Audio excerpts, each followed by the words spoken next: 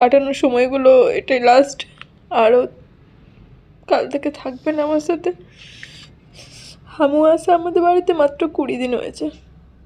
আমি যতটা পেরেছি ওকে ভালো রাখার চেষ্টা করেছি। হয়তো আমার অনেক গাফিলতি ছিল, আমি বুঝতে পারিনি, কিন্তু আমি ইচ্ছে করে ওকে খারাপ রাখিনি কখনো। হয়তো ওর জন্য দামি দামি খেলনা কিনতে পারিনি, ভালো একটা ঘর দিতে পারিনি, কিন্তু আমি চেষ্টা করছিলাম ওর জন্য সব কেনার, আস্তে আস্তে সব করার, ওর জন্য আলাদা করে খাবার কেনার, কিন্তু আমাকে তো সুযোগই দিল না। আমি তো ওর ভালো রাখার জন্য, ভালো থাকার জন্য আমি করতাম যতটা পারতাম, যেভাবে পারতাম আমি সব করতাম। আমার কি কিছু বোঝার আগেই সব শেষ হয়ে গেল। আমি কাল রাত অবধি যাকে পুরো ভালো দেখেছি, যে আমার সাথে খেলেছে, আর সকালে কি করে সে মারা যেতে পারে।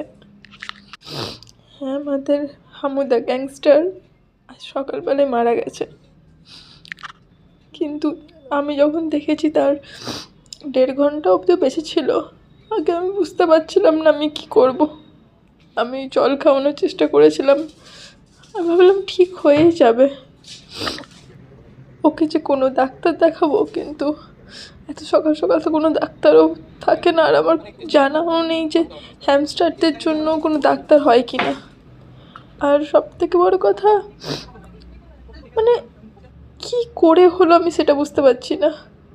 ও রোজ যেভাবে বাস্কেটের মধ্যে ঘুমায়, কালও সেভাবেই শুয়েছে।